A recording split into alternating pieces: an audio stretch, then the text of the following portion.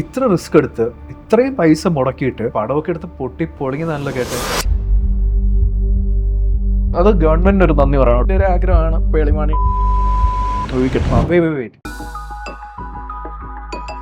ലോകത്തിൽ ആദ്യമായിട്ട് നിങ്ങൾക്ക് വാട്സാപ്പിൽ കൂടെ ടിക്കറ്റ് എടുക്കാൻ പറ്റുന്ന സിനിമയാണ് ഉയിരിനൂരെ, അതും ഒരു മലയാളം സിനിമ. അതിന് ഡയറക്ടർ അഫിനാണ് നമ്മുടെ ഇവിടെ നിന്നുള്ളത്. അഫിൻ, പടമൊക്കെ എടുത്ത് പൊട്ടി പൊളിങ്ങി നല്ല കേട്ട്, ശരിക്കും എന്താണ് അവസ്ഥ? പൊളിഞ്ഞില്ല ജോണെ, പൊളിഞ്ഞേനെ. പക്ഷെ ഒരു റീൽ ചെയ്ത് അങ്ങ് രക്ഷപ്പെട്ടു വരുന്നു. ഞാൻ ആ റീല് കണ്ടിരുന്നു. അത്യാവശ്യം നല്ല വ്യൂസ് കയറിയിട്ടുണ്ടല്ലോ അതിനകത്ത്. ആ, ഇൻസ്റ്റയിൽ ഏതാണ്ട് 4.6 മില്യൺ വ്യൂസ് വന്നു. യൂട്യൂബിൽ ഒരു 1 മില്യൺ അടുത്ത്. 1 മില്യൺ? യെസ്. നമ്മുടെ ഒരു ചെറിയ ചാനൽ, അത് ജസ്റ്റ് തുടങ്ങിയതുള്ളായിരുന്നു. അതിന് ഏതാണ്ട് ഒരു 13,000 സബ്സ്ക്രൈബേഴ്സ് വന്നു ടെക് സ്പീക്ക് എന്ന് പറഞ്ഞ ചാനലിൽ. അപ്പോൾ ഇതെല്ലാം കൂടെ കേട്ട് കഴിഞ്ഞപ്പം അഫിൻ്റെ പേരൻസ് എന്താണ് ആക്ച്വലി പറഞ്ഞത്? പേരൻസിന് നമുക്ക് വലിയ സ്ട്രഗിൾ വരുമ്പോൾ നമ്മളെ അവരെ അറിയിക്കാതിരിക്കുക. അവരറിഞ്ഞിട്ടില്ല. ഇല്ല, ആ സമയത്ത് പടം ചെയ്യുന്നു എന്നല്ലാതെ അതിനെക്കുറിച്ച് വലിയ ധാരണകളൊന്നുമില്ല. എനിക്ക് തോന്നുന്നു അവർ നമ്മുടെ ഒരു അവസ്ഥകളൊക്കെ കൃത്യമായിട്ട് അറിഞ്ഞത് ആ റീൽ ഉയർന്നുയരയുടെ റിലീസ് തിയേറ്ററിലല്ല, സ്വന്തം OTT-യിലാണ് എന്ന് പറഞ്ഞൊരു റീൽ ഇറങ്ങിയപ്പോഴാണ്. അന്നാണ് അവർ എൻ്റെ കാറൊക്കെ പണയത്തിലാണെന്നൊക്കെ അറിയുന്നത്. ആ, അത് ഞാൻ റീലിൽ കണ്ടിരുന്നു. അത് ആക്ച്വലി നടന്ന കാര്യമാണോ? ആക്ച്വലി നടന്ന കാര്യമാണ്. ഇപ്പോഴും പണയത്തിലാണോ? ഇപ്പോഴും പണയത്തിലാണ്. എടുത്തില്ലെങ്കിൽ വണ്ടി പുള്ളിയുടെ സ്വന്തമാവും. അയ്യോ, അപ്പോൾ എന്തായിരുന്നു അവസ്ഥ? ഇത് ആൾക്കാരിലൂടെ എത്തിക്കഴിഞ്ഞപ്പം ടിക്കറ്റിംഗ് വല്ലതും നടന്നായിരുന്നോ? അതാണ് ശരിക്കും പറഞ്ഞു കഴിഞ്ഞാൽ നമ്മൾ അത്ഭുതപ്പെട്ടു പോയത്. കാര്യം ഇത് നമ്മുടെ അവസ്ഥ പറഞ്ഞുകൊണ്ട് ഉയർന്നുയരെ എന്ന് പറഞ്ഞൊരു സിനിമയാണ്. ഇത് ഞങ്ങൾക്ക് തിയേറ്ററിൽ റിലീസ് ചെയ്യാൻ പറ്റുന്നില്ല. അപ്പോൾ ഞങ്ങൾ സ്വന്തമായിട്ടൊരു OTT ഉണ്ടാക്കുന്നു. ഈ OTT-യിൽ നിങ്ങൾക്ക് ടിക്കറ്റ് എടുക്കാം വാട്സപ്പ് വഴി എന്ന് പറഞ്ഞുകൊണ്ട്. ശരിക്കും പറഞ്ഞു കഴിഞ്ഞാൽ ഒരു ട്യൂട്ടോറിയൽ പോലെ നമ്മൾ ചെയ്ത ഒരു വീഡിയോ ആണ്. അത് 2 മിനിറ്റ് 17 സെക്കൻഡ് ഉണ്ടായിരുന്നു. ഒരു ലോങ് റീലായിരുന്നു. പക്ഷെ അത് ആദ്യം തന്നെ അങ്ങ് വ്യൂസ് കയറുന്നു. നമ്മൾ പോലും അത്ഭുതപ്പെട്ടുകൊണ്ട് ആൾക്കാർ വരുന്നു, ടിക്കറ്റ് എടുക്കുന്നു. കാര്യം ആ വീഡിയോ വന്നൊരു 3-4 മണിക്കൂറിനുള്ളിൽ നമ്മുടെ ടിക്കറ്റിങ് ഇങ്ങനെ റൈസ് ചെയ്യാൻ തുടങ്ങി. ഏകദേശം ഒരു 25,000-ഓളം ടിക്കറ്റ് ഇപ്പോൾ നമ്മൾ വിറ്റിട്ടുണ്ട്. അഫിൻ്റെ റീല് നോക്കുമ്പോൾ അതിനകത്ത് പേളി മാണി, അഖിൽ മാരാർ, അതുപോലെ പല ആൾക്കാർ, ഇവർ ഉണ്ണിമുഖത്തും പേരെ ഷെയർ ചെയ്തിട്ടുണ്ടായിരുന്നാണ് അതിനകത്ത് പറയുന്നുണ്ട്. അപ്പം എന്താ അങ്ങനത്തെ ചാനലൊന്നും ഇൻ്റർവ്യൂ കിട്ടിയില്ല? വിളിച്ചില്ല ബ്രോ. മെസ്സേജ് അയച്ചു നോക്കാൻ വയ്യായിരുന്നോ ചേച്ചി? പ്ലീസ് മെസ്സേജ് എന്നിട്ട് അല്ല, മെസ്സേജ് അയച്ചെന്ന് തോന്നുന്നു. ഏതു ആണോ?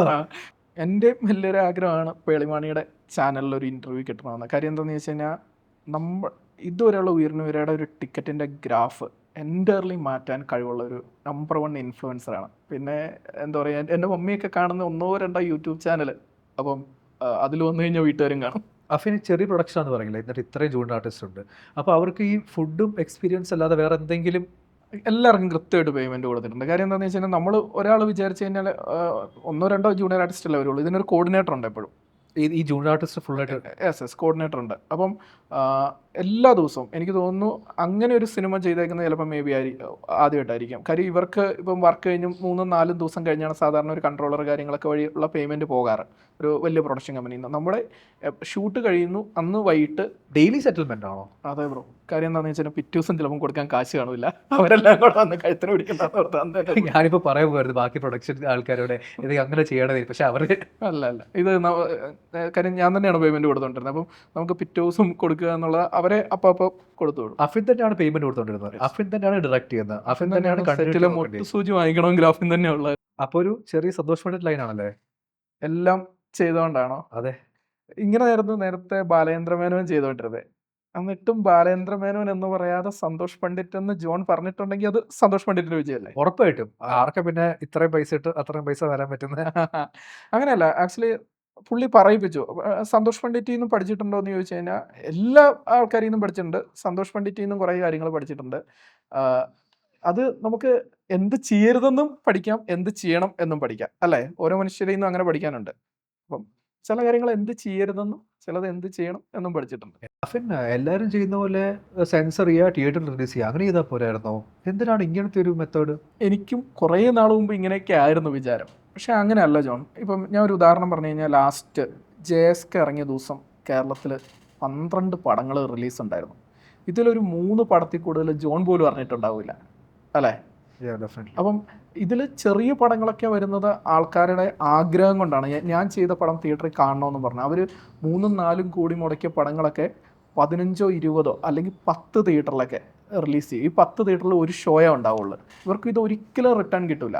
അപ്പം ഞാൻ ചെയ്ത പടം എനിക്ക് തിയേറ്ററിൽ കാണണമെന്ന് പറയും. അതിന് ആളുണ്ടാവുമോ? ഇല്ല. അതിനും ആൾക്കാരെ സ്വന്തം കാശ് കൊടുത്ത് കയറ്റും. അതായത് ഓൾറെഡി പ്രൊഡ്യൂസ് ചെയ്ത ആൾ സ്വന്തം കാശ് കൊടുത്ത് തിയേറ്ററിൽ ആളെ കയറ്റും. അത് ആ ഒരു അവസ്ഥയിൽ കൂടെയൊക്കെയാണ് നമ്മൾ പോയിക്കൊണ്ടിരിക്കുന്നത്. അപ്പം ഇതെന്തുകൊണ്ടാണ് വരുന്നതെന്ന് ചോദിച്ചു കഴിഞ്ഞാൽ പ്രൊമോഷൻ ഇല്ല, നമ്മൾ ആരാണെന്ന് ആൾക്കാരിലേക്ക് എത്തണം. അപ്പം നമ്മുടെ മുമ്പിലുണ്ടായിരുന്ന ഒരേ ഒരു വഴി തിയേറ്ററിൽ ആളെ കയറ്റാൻ നമുക്ക് പറ്റില്ല. പക്ഷേ നമ്മുടെ ഫേസ്ബുക്ക്, ഇൻസ്റ്റാഗ്രാം, ബാക്കി സോഷ്യൽ മീഡിയ ഉണ്ട്. അപ്പോൾ കുറച്ച് ആളുകളെങ്കിലും ഇവിടെ എത്തിക്കാൻ പറ്റും. അത് നമ്മൾ സക്സസ് ആയിരുന്നു. ഈ ഒരു 25,000-ഓളം ടിക്കറ്റ് വന്നപ്പോൾ നമുക്ക് മനസ്സിലായതാണ്. പക്ഷേ 25,000 ടിക്കറ്റ് എന്ന് പറഞ്ഞാൽ കുറേ 19 രൂപയുടെ ടിക്കറ്റാണ്. കുറച്ച് അതിൽ 90% 19 രൂപയുടെ ടിക്കറ്റായിരുന്നു, ബാക്കി 29 രൂപയുടെ ടിക്കറ്റ്. അപ്പം കുറച്ചേ ഉള്ളൂ സത്യത്തിൽ. അത് മനസ്സിലായോ? നമ്മുടെ ബഡ്ജറ്റ് വെച്ച് നോക്കുമ്പോൾ ബഡ്ജറ്റിൻ്റെ 100-1 പോലും വരുന്നൊരു എമൗണ്ടിലേക്ക് വന്നിട്ടില്ല. അത് അഫിൻ്റെ ടാർഗറ്റ് എന്താണ് ഈ ഫുൾ സംഭവത്തിൽ നിന്ന്? ഇപ്പം എല്ലാം കഴിഞ്ഞു, പടം ഓൾമോസ്റ്റ് ഫൈനൽ കോപ്പി ആയി, നമ്മുടെ ടിക്കറ്റിങ് തുടങ്ങി, 29-ാം തീയതി റിലീസുമാണ്, നമ്മുടെ ബയോയിൽ ടിക്കറ്റ് ഉണ്ട്. എന്താണ് അഫിൻ്റെ at the end of the day അഫിൻ്റെ എന്താണ് ഈ ഗോൾ? എന്താണ് നിസ്സാരമുള്ള ഏതൊരു മലയാളിയുടെ ടാർഗറ്റ് കടമില്ലാതെ ജീവിക്കാൻ പറ്റുക. നാളെ ഒരു വർക്ക് ചെയ്യുമ്പോഴത്തേക്കും എൻ്റെ ആ വർക്ക് മര്യാദയ്ക്ക് ചെയ്യാൻ പറ്റും. സ്വാഭാവികമായിട്ടും ഒരാൾക്കൊരു കടം ഉണ്ടെങ്കിൽ അത് വീട്ടാനായിരിക്കും അയാളുടെ ലൈഫ് ഉപയോഗിക്കുന്നത്. അത് ഉണ്ടാവാതെ മുടക്കിയ പൈസ കിട്ടുക, അതിനുള്ള ആ മുടക്കിയ പൈസയ്ക്കും ഇവർ ടിക്കറ്റ് എടുക്കുന്നതിനുള്ള വാല്യൂ ആ പടം ഇവർക്ക് കൊടുക്കും ഉറപ്പായിട്ടും.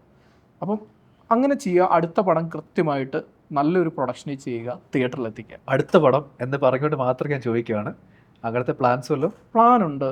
അതായത് ഒരു ആക്ടറിനോട് നമ്മൾ പറഞ്ഞു, ഡേറ്റും കിട്ടി, പ്രൊഡക്ഷൻ ആയിട്ടില്ല, കഥ പറഞ്ഞു. പിരിയുന്നുവോ എന്നുള്ളൊരു സോങ് നിങ്ങളുടെ മൂവിയിൽ നിന്നാണോ? ഞാനത് യൂട്യൂബിൽ നന്നായിട്ട് ഓടുന്നത് കണ്ടിരുന്നു. നമ്മുടെ പറ്റ അത് മ്യൂസിക് ചെയ്തിരിക്കുന്ന ഒരു പള്ളിയിലച്ഛനാണ്. പള്ളിയിലച്ഛനോ? എൻ്റെ ബോർഡിങ്ങിലുണ്ടായിരുന്ന. അപ്പം അച്ഛൻ നന്നായിട്ട് ആ രീതിക്കുള്ള പാട്ടുകൾ ചെയ്യുമായിരുന്നു. ഞാൻ നോട്ട് ചെയ്തിട്ടുണ്ട്. അപ്പോൾ ഈ പാട്ട് അച്ഛനെ ഏൽപ്പിച്ചു. അച്ഛൻ അടിപൊളിയായിട്ട് ചെയ്തിരുന്നു. പള്ളിയിലച്ഛനെ കൊണ്ട് റൊമാൻസ് ചെയ്യിപ്പിച്ചു. വിപ്ലവ റൊമാൻസ് അല്ല, ഒരു ബ്രേക്കപ്പ്, വിരഹഗാനം. ബ്രേക്കപ്പ് സോങ് അച്ഛനെ കൊണ്ട് ചെയ്യിപ്പിച്ചു. വിരഹഗാനം ചെയ്യാൻ ഏറ്റവും അടിപൊളി അച്ഛന്മാരാണ്. അപ്പം നമുക്ക് എല്ലാവർക്കും ഏകദേശം ഒരു ധാരണയുണ്ട് ഒരു പടം എടുക്കാനായിട്ട് എത്ര ബഡ്ജറ്റ് ആവും എന്നുള്ളത്. അപ്പം ഇതിനകത്ത് തന്നെ വളരെ ഇമ്പോർട്ടൻ്റ് ആയിട്ടുള്ള നിങ്ങളുടെ ഭക്ഷണം, നിങ്ങളുടെ ട്രാവൽ, നിങ്ങളുടെ താമസ സൗകര്യങ്ങൾ, ഇങ്ങനത്തെ പല കാര്യങ്ങളും അതിനകത്ത് വരുന്നുണ്ട്. അപ്പോൾ ഇത്രയും കൺസ്ട്രെയിൻഡ് ഒരു ബഡ്ജറ്റിൽ നിൽക്കുമ്പോൾ ഇതെല്ലാം നിങ്ങൾ കോംപ്രമൈസ് ചെയ്തോ അതോ എന്താണ്? ഈ ജൂനിയർ ആർട്ടിസ്റ്റ് ഉണ്ട്, മെയിൻ ആർട്ടിസ്റ്റ് ഉണ്ട്, ഇവർക്കൊക്കെ എങ്ങനെയാണിത്? How did you balance the whole thing? നല്ല ക്വസ്റ്റനാണ്. നമ്മുടെ ചെറിയ ആക്ടേഴ്സാണ്. അപ്പം ആക്ടേഴ്സിൻ്റെ വലിപ്പം, ടെക്നീഷ്യൻസിൻ്റെ വലിപ്പം കൂടുന്നതിനനുസരിച്ച് താമസ സ്ഥലത്തിൻ്റെ വലിപ്പവും കൂടും. 5 സ്റ്റാർ ഹോട്ടലിലേക്ക് പോകും. നമുക്കിവിടെ ജസ്റ്റ് ഒരു AC റൂം എല്ലാവർക്കും. അതായത് സാധാരണ ഒരു സിനിമയ്ക്ക് ചിലപ്പോൾ ലൈറ്റ് ബോയ്സ് ഒക്കെ കിടക്കുന്നത് നോൺ AC റൂമിലായിരിക്കും. പക്ഷേ ഇവിടെ എല്ലാവർക്കും ആരൊക്കെ ടീമിലുണ്ടോ, ആരൊക്കെ ക്രൂവിലുണ്ടോ അവരെല്ലാവർക്കും ഒരേ രീതിക്കുള്ള താമസം, ഒരേ രീതിക്കുള്ള ഭക്ഷണം, ഒരേ രീതിക്കുള്ള യാത്ര. ഇത് ഇങ്ങനെയായിരുന്നു നമ്മുടെ പ്രൊഡക്ഷൻ അത് ഡിസൈൻ ചെയ്തു. അപ്പോൾ പല സെറ്റ്സിനും പല പ്രൊഡക്ഷനും ഇതൊരു മാതൃക എന്നാണോ അഫിൻ പറയുന്നത്? അല്ല, ഞാൻ അങ്ങനെ പറഞ്ഞിട്ടില്ല. പറഞ്ഞിട്ടില്ല ആണോ ഞാൻ ചോദിക്കുന്നത്? ഇല്ല, അങ്ങനെ പറഞ്ഞിട്ടില്ല. ഞങ്ങളെ ആരും മാതൃകയാക്കരുത്. ഒരു സിനിമ എടുക്കുവാണെങ്കിൽ പ്രോപ്പർ പ്രൊഡക്ഷനിൽ എടുക്കാനേ ഞാൻ പറയും. പ്രോപ്പർ പ്രൊഡക്ഷൻ വന്നില്ലേ? എടുക്കാതിരിക്കുക. ഉടായ്പ എന്ന് പറയാൻ പറ്റുമോ? ഇല്ല, ഇതൊക്കെ ആഗ്രഹത്തിന്റെ പുറത്ത് നമ്മൾ ചെയ്യുന്ന പരിപാടിയാണല്ലോ. ആഗ്രഹത്തിന്റെ പുറത്ത് നമുക്ക് ചെയ്യാൻ പറ്റുന്ന വിശ്വാസത്തിന്റെ പുറത്ത് നമ്മൾ ചെയ്യുന്ന പരിപാടിയാണ്. അഫിൻ ഇപ്പൊ കംപ്ലീറ്റ്ലി പ്ലാൻഡ് ആയിരുന്നു, എല്ലാം ശരി തന്നെയാണ്. പക്ഷെ എവിടെയെങ്കിലും വെച്ചൊന്ന് കയ്യിൽ നിന്ന് പോയിട്ടുണ്ടാവുമോ? കയ്യിൽ നിന്ന് പോവും, സ്വാഭാവികമാണ്. കാര്യം സിനിമയാണ്. ഇത് എത്രയൊക്കെ പ്ലാൻ ചെയ്താലും ഒരുപാട് പേരെ ഡിപ്പെൻഡ് ചെയ്താണ് നിൽക്കുന്നത്. അപ്പം പല സാധനങ്ങളും കയ്യിൽ നിന്ന് പോവും. അപ്പം ആദ്യമേ തന്നെ നമ്മുടെ ഒരു ഇത് പണിവാളിന്ന് എനിക്ക് തോന്നിയത്, പടം എപ്പോഴും അതിൻ്റെ ഒരു രൂപം പ്രാപിക്കുന്നത് എഡിറ്റിംഗ് ടേബിളിൽ വെച്ചാണ്. അപ്പം ആദ്യ സമയത്ത് എൻ്റെ അസിസ്റ്റൻ്റ് ആയിരുന്ന ഒരു പയ്യൻ തന്നെ നമ്മൾ ഫസ്റ്റ് കട്ട് ചെയ്തിട്ട് എഡിറ്ററിലേക്ക് കൊടുക്കുക എന്നായിരുന്നു നമ്മൾ വിചാരിച്ചത്. അപ്പം അന്ന് ഞങ്ങൾ 44 ദിവസത്തിന് മുകളിലെടുത്തു ഫസ്റ്റ് കട്ട് ചെയ്യാൻ വേണ്ടി. 44 ദിവസവും? 44 ദിവസം എടുത്തു ഫസ്റ്റ് കട്ട്. കാര്യം ഇവൻ്റെ ഒരു ചെറിയൊരു മാക്കാണ്, പിന്നെ എക്സ്പീരിയൻസിൻ്റെ ഒരു പ്രശ്നമുണ്ട്. അപ്പോൾ പക്ഷേ അവൻ നന്നായിട്ട് ഫസ്റ്റ് കട്ട് ചെയ്തു. അത് കഴിഞ്ഞ് പിന്നെ അത് എഡിറ്ററിലേക്ക് പോയി. അപ്പോൾ എഡിറ്ററിലേക്ക് പോയി അവിടെ എന്തുകൊണ്ടൊക്കെയോ നമ്മൾ വിചാരിച്ച രീതിക്ക് അങ്ങ്, കാര്യം അദ്ദേഹം വേറെ കുറേ വർക്കുകളിലൊക്കെ ആയിരുന്നു. അപ്പം പക്ഷേ അത് കുറേ ദിവസങ്ങൾ പോയി. അപ്പം അത് കഴിഞ്ഞ് പിന്നെ നമുക്കത് മൂവ് ചെയ്യാൻ പറ്റാത്തതുകൊണ്ട് നമ്മൾ വീണ്ടും ഞാൻ പറഞ്ഞു, ഫസ്റ്റ് കട്ട് ചെയ്ത ആൾ അക്ബർ എന്ന് പറഞ്ഞ പേര്, അക്ബറെ നീ ധൈര്യമായിട്ട് ചെയ്തോ, ഞാൻ ഫുൾ ടൈം ഇരിക്കാമെന്ന് പറഞ്ഞു. അപ്പം നമ്മളിത് പറഞ്ഞു കഴിയുമ്പോഴത്തേക്കും അവനും ചെയ്യാമെന്ന് പറഞ്ഞു. അപ്പം നമ്മൾ ഇത്ര ദിവസം തീരും എന്നാണ് വിചാരിച്ചത്. പക്ഷേ ഈ ഒരു സാധനം അപ്പം ഞങ്ങൾക്കന്ന് റൂമില്ല. നമ്മളിപ്പം എന്താ പറയുക, ഒരു 4-5 ദിവസം ഇരിക്കും. അപ്പം നിങ്ങളുടെ എഡിറ്റിംഗ് സ്യൂട്ട് ഒക്കെ എവിടെ ആയിരുന്നു? എഡിറ്റിംഗ് സ്യൂട്ടായിട്ടില്ല സത്യത്തിൽ. ഓരോ ദിവസവും 1000 രൂപയ്ക്ക് കുറവ് എവിടെ AC റൂം കിട്ടുമോ അവിടെയാണ് നമ്മൾ ഇരുന്നുകൊണ്ടിരുന്നത്. അതുകൊണ്ട് കാണുന്ന ആരെങ്കിലും എറണാകുളം ഇടുക്കി തൃശ്ശൂർ ജില്ലകളിൽ 1000 രൂപ കുറവ് റൂം എവിടെയാണെന്ന് എന്നോട് ചോദിച്ചാൽ മതി, മെസ്സേജ് അയച്ചോ, AC റൂം കൃത്യമായിട്ട് പറഞ്ഞു തരും. എക്സൽ ഷീറ്റ് ഉണ്ടാക്കിയോ? ഇല്ല, കുറെ നമ്മൾ PWD, അത് ഗവൺമെന്റിന് ഒരു നന്ദി പറയണം കേട്ടോ. കാര്യം എന്താണെന്ന് വെച്ച് കഴിഞ്ഞാൽ നിങ്ങൾ PWD റെസ്റ്റ് ഹൗസ് ഓപ്പൺ ആക്കി കൊടുത്തുകൊണ്ട് നമ്മൾ ഇടുക്കി, തൃശ്ശൂര്, എറണാകുളം ജില്ലയിലെ പല സ്ഥലത്ത്, തേക്കടി IB അടിപൊളി സ്ഥലമാണ്. അപ്പം ഇങ്ങനെ ഒരുവിധം എല്ലാ സ്ഥലത്തും ഞങ്ങൾ എഡിറ്റിങ്ങിന് ഇരുന്നിട്ടുണ്ട്. ടൂർ ആയിരുന്നല്ലേ? ടൂർ ആയിരുന്നില്ല സത്യത്തിൽ, അതായത് പൈസ കുറവുള്ള നോക്കി പോയി. പിന്നെ തേക്കടിയൊക്കെ പോയത് കാര്യം ഇവിടെ ഇരുന്ന് നമ്മൾ എഡിറ്റ് ചെയ്തിട്ട് മൂവ് ആവുന്നില്ല, അപ്പം കുറച്ച് ദിവസം ഒന്ന് മാറി നിൽക്കാം എന്നോർത്ത് തന്നെ പോയതാ. അല്ല, ഞാനൊരു കാര്യം ചോദിക്കട്ടെ, ഈ AC റൂം എന്ന് പറഞ്ഞില്ലേ, അതെന്തുകൊണ്ടാണ്? ഇത് സിസ്റ്റം ഹീറ്റ് ആവും, പിന്നെ നമ്മൾ ടയേർഡ് ആവും ഇതിൻ്റെ അകത്ത് ഇരിക്കുമ്പോഴേ. ഓക്കെ. അപ്പം എഡിറ്റിങ്ങിന് എപ്പോഴും ഒരു AC റൂം എന്നിട്ട് അവസാനം എത്ര നാൾ എടുത്തു എന്നിട്ട് ഇത് മൊത്തം തീർക്കാനായിട്ട്? ഇല്ല. നമ്മുടെ മനസ്സിൽ സത്യത്തിൽ ഒരു 70 ദിവസത്തിന് മാക്സിമം, കാര്യം പുതിയ ആൾക്കാരായതുകൊണ്ട് തീരുമെന്നായിരുന്നു. പക്ഷേ ഒരു 200 ഡേയ്സ് എഡിറ്റിങ്ങിന് മാത്രം എടുത്തു. അത് പല 200 ഡേയ്സ് എഡിറ്റിങ്ങിന് മാത്രം? ഓരോ ദിവസവും 1000 രൂപ ഉള്ള AC റൂം ആയി. നിങ്ങൾ ടിക്കറ്റ് എടുക്കണം കേട്ടോ പ്ലീസ്, എനിക്ക് വേണ്ടി നിങ്ങൾ ടിക്കറ്റ് എടുക്കണം. 29 രൂപ അല്ലേ? 29 രൂപ. Okay, fine. അല്ല, ടിക്കറ്റോട് നമുക്ക് വരാം. ഇത് ഒരു പൃഥ്വിരാജ് തരുൺമൂർത്തി തുടരും ലെവൽ സംഭവമാണ്. 200 ദിവസമൊക്കെ എഡിറ്റ് ചെയ്യുന്നൊക്കെ പറയുമ്പോൾ പൃഥ്വിരാജ് തരുൺമൂർത്തി സംഭവം ആയിരുന്നെങ്കിൽ അവർക്ക് ഒരു മാസം കൊണ്ട് എഡിറ്റ് ചെയ്യാൻ പറ്റിയായിരുന്നു. അത് ശരിയാ, പുതിയ ആൾക്കാരായോണ്ടായിരിക്കും. അല്ല, സ്വാഭാവികമായിട്ട് ഒരു എഡിറ്റിംഗ് ടേബിളിലാണ് സിനിമ ശരിക്കും ജനിക്കുന്നത്. അപ്പം നമ്മൾ പുതിയ ആൾക്കാർ ചെയ്യുമ്പോൾ ഉണ്ടാകുന്ന കുറേ പ്രശ്നങ്ങളുണ്ട്. സിനിമയിൽ എപ്പോഴും പേയ്മെന്റ് എക്സ്പീരിയൻസിനാണ്. പലരും ലക്ഷങ്ങൾ വാങ്ങിക്കും, കോടികൾ വാങ്ങിക്കും എന്ന് പറയുന്നത് അത് അവരുടെ അറിവിനാണ്. നമ്മൾ അറിവുണ്ടാക്കുന്ന എവിടെയാണ്? എറർ വരുമ്പോഴാണ്. അഫിൻ, ഒടുക്കത്തെ കോൺഫറൻസ് ചങ്കൂറ്റം ഒക്കെ ആണല്ലോ. അടുത്ത എന്താണ്? കാര്യം നമ്മളിപ്പോൾ ഒരു സിനിമ ചെയ്തു, അതിനുവേണ്ടി ഒരു OTT തുടങ്ങി. ആ OTT തുടങ്ങി കഴിഞ്ഞപ്പോൾ നമ്മൾ അനുഭവിച്ച ഏറ്റവും വലിയ പ്രശ്നം ഇത് ആരവിടെ വന്ന് ടിക്കറ്റ് എടുക്കും എന്നുള്ളതാണ്. അപ്പം ആൾക്കാർ ഏറ്റവും കൂടുതൽ ഉപയോഗിക്കുന്ന ആപ്പ് ഏതാണ്? വാട്സപ്പിൽ നമ്മൾ ടിക്കറ്റ് എത്തിച്ചു.